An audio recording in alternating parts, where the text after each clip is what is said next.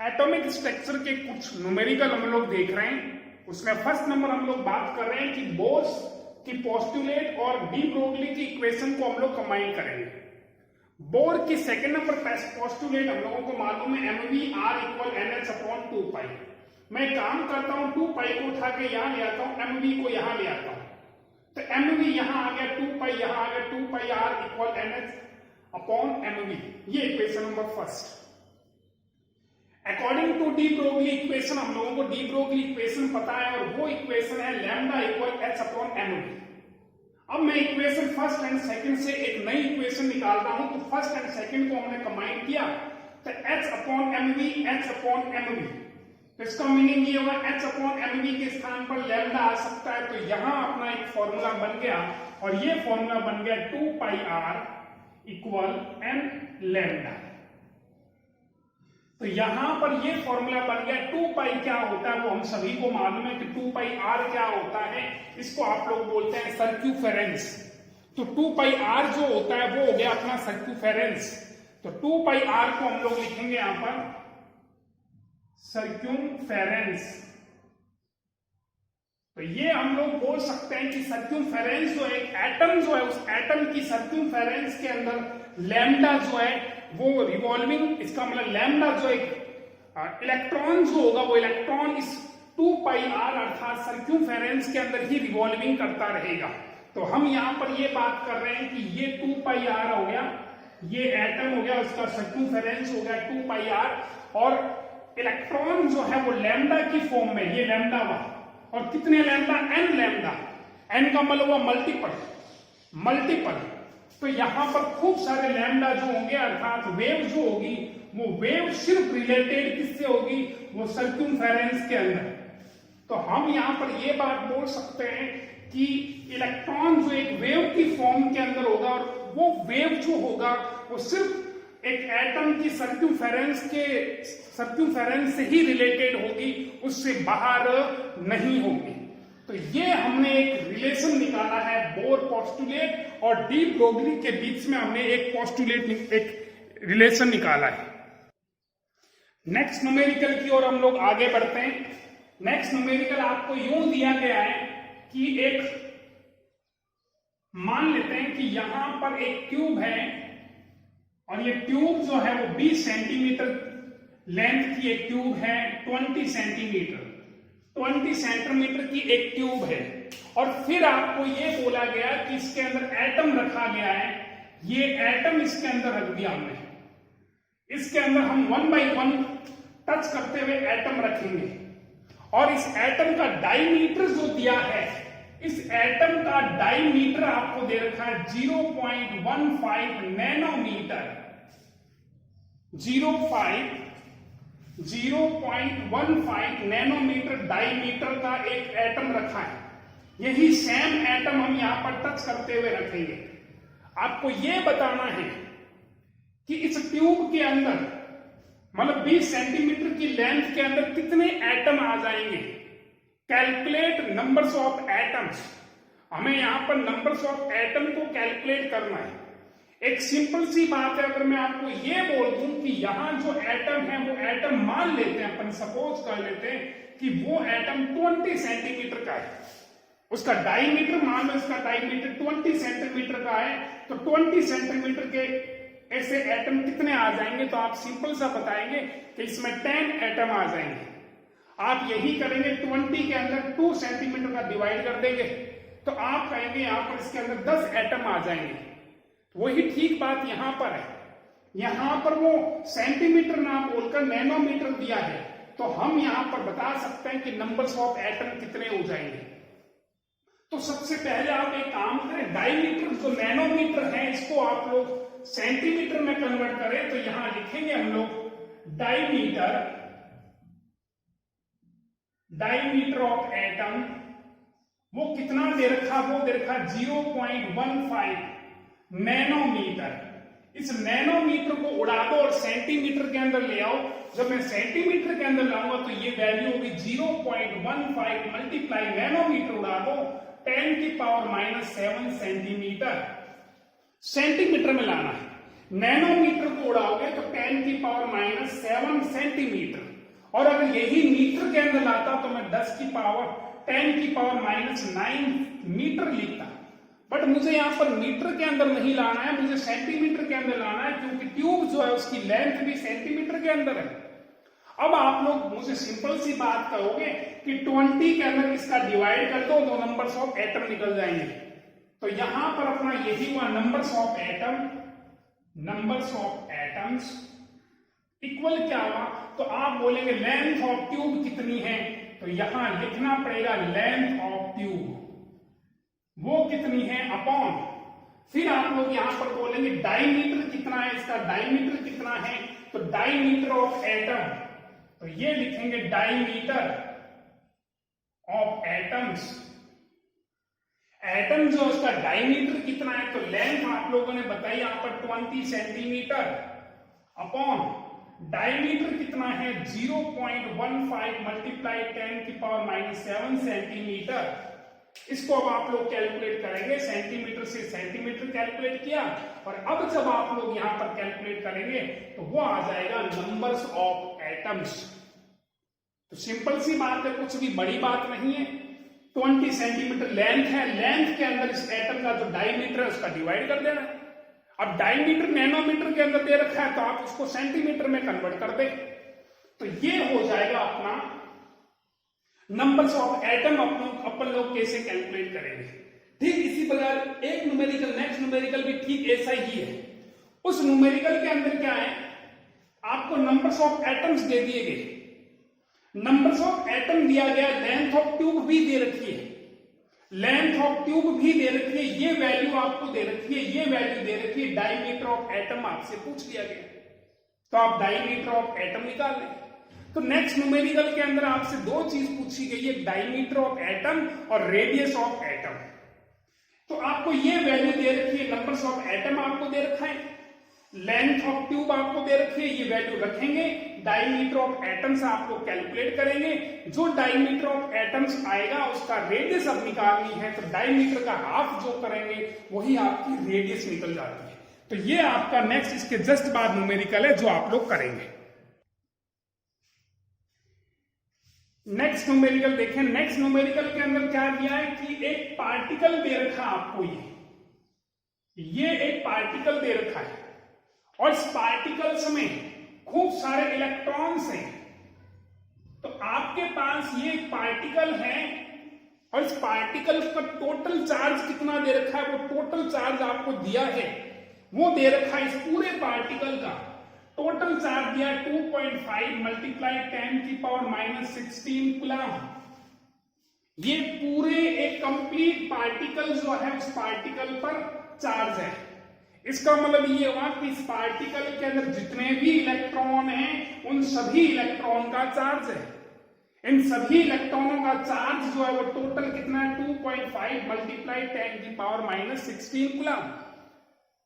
मान लेते हैं कि मेरे पास ये एक पार्टिकल है, इस पार्टिकल पर चार्ज इतना है, और मान लेते हैं इसमें इलेक्ट्रॉन जो है वो खूब सारे इलेक्ट्रॉन है। इसका मीनिंग ये हुआ कि सभी इलेक्ट्रॉनों का चार्ज जो है वो चार्ज इतना है। अब हमें ये बताना है कि इस टोटल पार्टिकल के अंदर नंबर्स ऑफ इलेक्ट्रॉन कितने हैं, इलेक्ट्रॉन कितने हैं वो हमें बताना है। हमें ये बात मालूम है कि इन सभी इलेक्ट्रॉनों का चार्ज इतना है, और 1 इलेक्ट्रॉन का चार्ज, एक इलेक्ट्रॉन पर चार्ज कितना है वो भी आपको मालूम है। तो 1 इलेक्ट्रॉन का चार्ज आपको मालूम है 1.6 मल्टीप्लाई 10 की पावर -19 कूलम। ये चार्ज आप लोगों को पता है कि इस इलेक्ट्रॉन पर चार्ज कितना है, 1 इलेक्ट्रॉन पर चार्ज इतना है, सभी इलेक्ट्रॉनों पर चार्ज इतना है। अब नंबर्स ऑफ इलेक्ट्रॉन निकाल सकते हैं, तो अपना फॉर्मूला ये होगा यहां पर numbers of electrons, numbers of electron.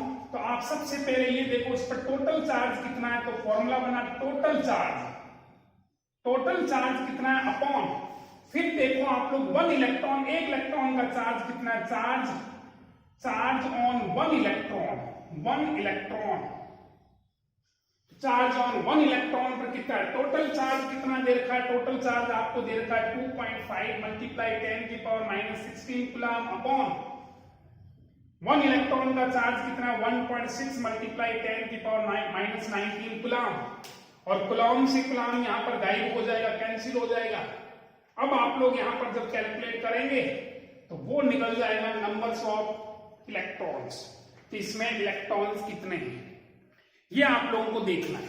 एक सिंपल सी बात है, मान लेते हैं, सपोज कर लेते हैं कि 20 इलेक्ट्रॉन हैं और 20 इलेक्ट्रॉनों पर चार्ज इतना है टोटल में, 1 इलेक्ट्रॉन पर चार्ज इतना है। अपन निकाल सकते हैं टोटल इलेक्ट्रॉन कितने हैं।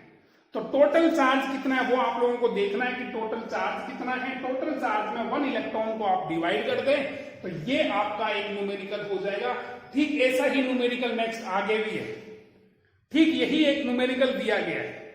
उस न्यूमेरिकल के अंदर बताया गया कि एक ऑयल की ड्रॉप है, एक बूंद है ऑयल की, जिस पर चार्ज बताया गया है टोटल में। टोटल में चार्ज कितना है वो चार्ज यहां पर दिया गया, वो वैल्यू माइनस के अंदर दे रखी है। अगर ये वैल्यू माइनस में दे रखी है तो इलेक्ट्रॉन का चार्ज भी हमें माइनस में ही लिखना है, क्योंकि हमें मालूम है कि इलेक्ट्रॉन पर चार्ज माइनस ही होता है।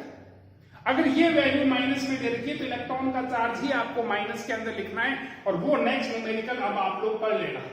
सेम यही का यही न्यूमेरिकल है, कुछ भी चेंजिंग नहीं है।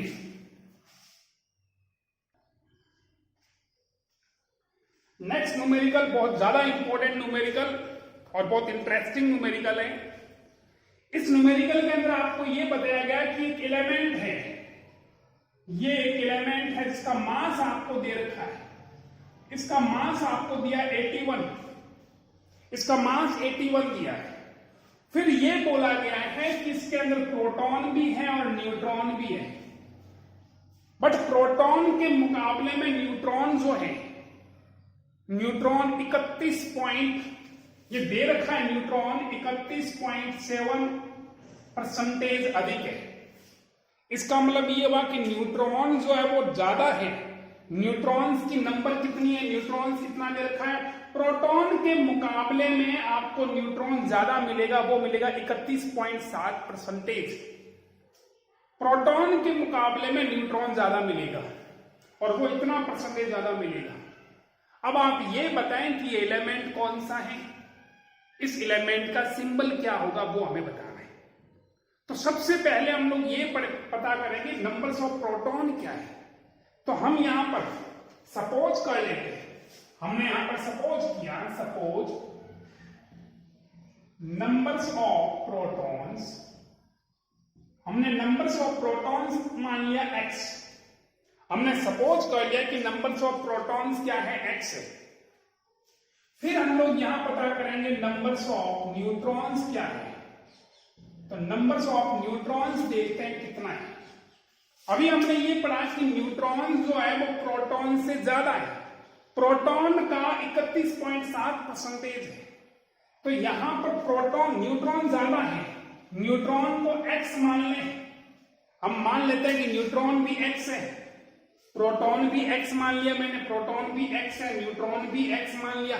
बट न्यूट्रॉन जो है वो प्रोटॉन का प्रोटॉन x है, तो x का कितना परसेंटेज है, 31.7% उड़ा दूंगा, 100 लगा दूंगा। इसका मतलब ये हुआ न्यूट्रॉन की संख्या x तो है, बट प्रोटॉन से इतना हाई है, देखो ये। अब इसको अपन सॉल्व कर लेते हैं। इसको जब अपन सॉल्व करेंगे तो ये वैल्यू कितनी आ जाएगी, इससे अपन सॉल्व कर लेते हैं इसको। तो ये हुआ x प्लस, इसको डिवाइड करोगे तो x, तो ये वैल्यू आ जाएगी अपनी 0.317x। इसको टोटल कर लो, ये 1x है और ये 0.0317x है, तो टोटल क्या, तो ये आया 1.317x। तो ये आपके पास आ गई नंबर्स ऑफ प्रोटॉन्स, ये आ गया नंबर्स ऑफ न्यूट्रॉन्स, ये नंबर्स ऑफ न्यूट्रॉन्स। चूंकि हम एक बात जानते हैं सिर्फ, हम ये बात जानते हैं कि एटॉमिक मास इक्वल क्या होता है, एटॉमिक मास इक्वल क्या होता है, एक फॉर्मूला स्टार्टिंग भी करवा रखा है, ए इक्वल होता है न्यूट्रॉन प्लस प्रोटॉन। ए होता है एटॉमिक मास, एन हो गया नंबर्स ऑफ न्यूट्रॉन्स, तो यहां पर लिखेंगे नंबर्स ऑफ न्यूट्रॉन्स प्लस, फिर लिखेंगे आप नंबर्स ऑफ प्रोटॉन्स। तो नंबर एटॉमिक मास कितना दे रखा है, एटॉमिक मास पहले क्लियर कर दिया कि एटॉमिक मास 81 दे रखा है, इक्वल नंबर्स ऑफ न्यूट्रॉन, ये आपने बताया कि नंबर्स ऑफ न्यूट्रॉन 1.317x है, प्लस नंबर्स ऑफ प्रोटॉन्स कितने हैं, नंबर्स ऑफ प्रोटॉन आपने x कर दिया, तो इसको अब आप टोटल कर लें। ये 1 है, एक बार 1 मान लो, ये 1 है, ये भी 1 है, 1 1 कितने हो गए, 2 हो गए, तो ये आ गया 2.317x और 81। तो x इक्वल कितना हो जाएगा, x इक्वल हुआ 2.317 में 81 को डिवाइड कर दे, 81 को डिवाइड कर दे, गलत कर दिया, 81 में 81 के अंदर हम इस वैल्यू को डिवाइड कर दें 2.317 को। जब आप इसको डिवाइड करेंगे तो आपकी वैल्यू जो आनी है, जब आप इसको डिवाइड करेंगे तो वो वैल्यू जो आएगी वो आएगी 34.86, जिसको अप्रोक्सीमेटली 35 मान लेते हैं। अप्रोक्सीमेटली अपन 34.86 आएगा, जिसको अपन अप्रोक्सीमेटली 35 मान लिया हमने, 35 ही मानना है। अब यहां पर क्लियर हो गया, x इक्वल आ गया 35, x इक्वल आ चुका है 35, तो यहां x ये आ गया, तो इसका मतलब ये हुआ कि नंबर्स ऑफ प्रोटॉन्स हम लोगों ने कैलकुलेट कर दिया, तो नंबर्स ऑफ प्रोटॉन 35। फिर हम लोग निकाल सकते हैं नंबर्स ऑफ न्यूट्रॉन्स कितने हैं, तो नंबर्स ऑफ न्यूट्रॉन्स आप लोग बता दें कितने हुए, तो नंबर्स ऑफ न्यूट्रॉन्स भी अपन बता देंगे कितने हो जाएंगे। 35 और 35 यहां पर लगाकर आप नंबर्स ऑफ न्यूट्रॉन कैलकुलेट कर सकते हैं, या इस वैल्यू में आप नंबर्स ऑफ न्यूट्रॉन निकाल सकते हैं। तो यहां पर आप नंबर्स ऑफ न्यूट्रॉन भी कैलकुलेट कर सकते हैं, तो कितना हुआ 1.317 मल्टीप्लाई यहां पर 35, इसको आप कैलकुलेट करेंगे तो नंबर्स ऑफ न्यूट्रॉन्स निकल जाएगा। बट हमें नंबर्स ऑफ न्यूट्रॉन्स नहीं पूछा गया है, तो इसलिए मैं इसको यहां पर कैलकुलेट भी नहीं करूंगा। अब मेरे से ये पूछा गया कि सिंबल क्या है, मेरे से ये पूछा गया है कि जो एटम, हम जिस एलिमेंट की बात कर रहे हैं, इसका सिंबल क्या है। तो सबसे पहले आप ये देखें नंबर्स ऑफ प्रोटॉन कितने, नंबर्स ऑफ प्रोटॉन हुए 35। प्रोटॉन इक्वल होता है इलेक्ट्रॉन, इसका मतलब प्रोटॉन 35 है तो इलेक्ट्रॉन भी 35 है।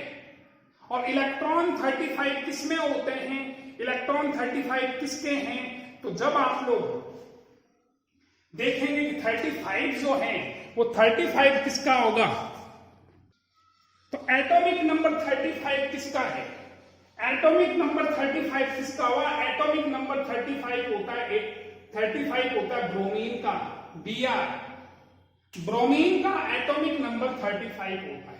ये atomic number, electron, numbers of electron he atomic number होता है। तो यहां ये बात क्लियर हो गई, क्लियर ये हो गई कि नंबर्स ऑफ प्रोटॉन 35 है तो नंबर्स ऑफ इलेक्ट्रॉन भी 35 है, और इलेक्ट्रॉन 35 है तो उस एलिमेंट का एटॉमिक नंबर 35 है। तो वो एलिमेंट 35 वाला कौन सा, वो ब्रोमीन होगा, 35 उसका एटॉमिक नंबर होगा, और मास को अपन हमेशा ऊपर लिखते हैं, इसका मास कितना है, मास 81 है। तो जो एलिमेंट होगा उसका सिंबल अगर आपसे पूछें तो इसका सिंबल क्या हुआ, तो इसका सिंबल आपने ये लिखा ब्रोमीन 35, मास जो लिखना है वो मास आप हमेशा ऊपर लिखेंगे। इस पूरे न्यूमेरिकल के अंदर विशेष कुछ भी नहीं है, आपको न्यूमेरिकल सॉल्व करते वक्त ये विशेष तौर पर ध्यान रखना कि x किसको मानना है, x उसी को मानना है जिसको जो कम वैल्यू हो, जैसे न्यूट्रॉन हाई है, दिया ना 31.7%, तो x उसी को सपोज करना जो वैल्यू में कम हो। जैसे प्रोटॉन हमने x माना सपोज किया, तो न्यूट्रॉन तो x का हाई है, न्यूट्रॉन तो x के मुकाबले में हाई है, कितना हाई बताया था, 31.7%। इसका मीनिंग ये हुआ कि आप x उसी को मानेंगे जो कम दिया जाए, तो कुछ भी नहीं है, x आपने प्रोटॉन को x माना, न्यूट्रॉन को भी x मान लिया, बट न्यूट्रॉन जो है वो प्रोटॉन का इतना हाई है, तो इस x का 31.7% हाई है, तो ये कैलकुलेट करके इसमें ऐड कर देंगे, ये नंबर्स ऑफ न्यूट्रॉन निकल जाएगा।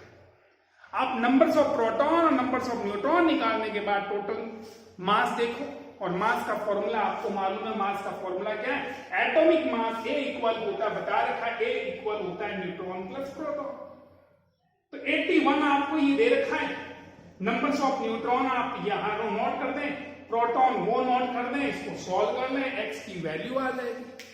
प्रोटॉन जो होते हैं, नंबर्स ऑफ प्रोटॉन जो निकलता है वही नंबर्स ऑफ इलेक्ट्रॉन होता है। Numbers of proton he numbers of electron होता है, और इलेक्ट्रॉन एटॉमिक नंबर होता है। जो एटॉमिक नंबर होता है उसी का आप एलिमेंट देख लो कि वो एलिमेंट कौन सा है।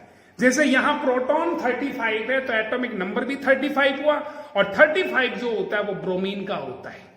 ये आपका सिंबल हो गया। नेक्स्ट न्यूमेरिकल की हम लोग बात करते हैं। नेक्स्ट न्यूमेरिकल थोड़ा सा इंटरेस्टिंग दे रखा आपको कि एक एलिमेंट है ये, और ये इस एलिमेंट पर -1 का चार्ज है। इस एलिमेंट पर -1 का चार्ज है। -1 का मीनिंग हुआ कि इस एलिमेंट ने एक इलेक्ट्रॉन एक्सेप्ट किया है, एक इलेक्ट्रॉन ले रखा है।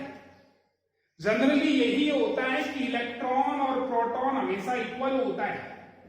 इसमें पहले इलेक्ट्रॉन और प्रोटॉन इक्वल थे। एक न्यूट्रल एटम की जब भी मैं बात करूं, एटम में हमेशा इलेक्ट्रॉन और प्रोटॉन इक्वल होते हैं, क्योंकि एटम क्या होता है, atom is a electrical neutral. तो जितने नंबर्स ऑफ इलेक्ट्रॉन होते हैं उतने ही नंबर्स ऑफ प्रोटॉन होते हैं। इलेक्ट्रॉन प्रोटॉन हमेशा इक्वल होते हैं। अगर मैं इसको x मानता हूं तो ये भी x ही होगा। बट न्यूमेरिकल ये बोल रहा है कि इसमें चार्ज -1 है। -1 का मीनिंग ये हुआ कि इसमें इलेक्ट्रॉन जो है वो प्रोटॉन के मुकाबले में ज्यादा है। -1 का मतलब एक इलेक्ट्रॉन एक्सेप्ट किया है। इसका मीनिंग ये हुआ कि ये दोनों वैल्यू इक्वल नहीं है। इसका मीनिंग ये हुआ कि इलेक्ट्रॉन एक ज्यादा है, 1 इलेक्ट्रॉन ज्यादा है। तो यहां आप x+1 कर दो, या मैं ये कर सकता हूं इसको x-1। मैं ये बोल सकता हूं कि प्रोटॉन जो है वो इलेक्ट्रॉन के मुकाबले में कम है, ये मैं कर सकता हूं। तो हमने यहां पर ये लिखना है, सपोज करना है हमें, सपोज क्या करना है, सपोज नंबर्स ऑफ इलेक्ट्रॉन्स क्या मान लिया हमने, सपोज कर लिया x। नंबर्स ऑफ इलेक्ट्रॉन आपने x मान लिया। तो अब नंबर्स ऑफ प्रोटॉन क्या हो जाएगा, तो यहां लिखेंगे आप नेक्स्ट नंबर्स ऑफ प्रोटॉन्स, वो कितना हो गया, वो हो गया x-1। बट न्यूमेरिकल क्या बात बोला वो सुनो। न्यूमेरिकल ये बोला है कि इसमें न्यूट्रॉन भी है, इसमें न्यूट्रॉन भी है, बट न्यूट्रॉन जो वो इस इलेक्ट्रॉन्स के मुकाबले में ज्यादा है। न्यूट्रॉन जो है, ये न्यूट्रॉन इस इलेक्ट्रॉन के मुकाबले में 11.1% ज्यादा है, 11.1% ज्यादा है। इसका मतलब ये हुआ कि हम यहां लिखेंगे नंबर्स ऑफ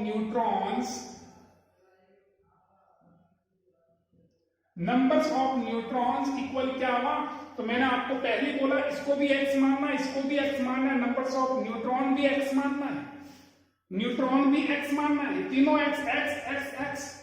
बट प्रोटॉन जो एक कम है इसलिए -1 कर दिया। न्यूट्रॉन क्या बोला, न्यूट्रॉन ये बोलता है कि न्यूट्रॉन जो है वो इलेक्ट्रॉन कितना, इलेक्ट्रॉन x है, x का कितना परसेंटेज ज्यादा है, तो x का हाई है 11.1%।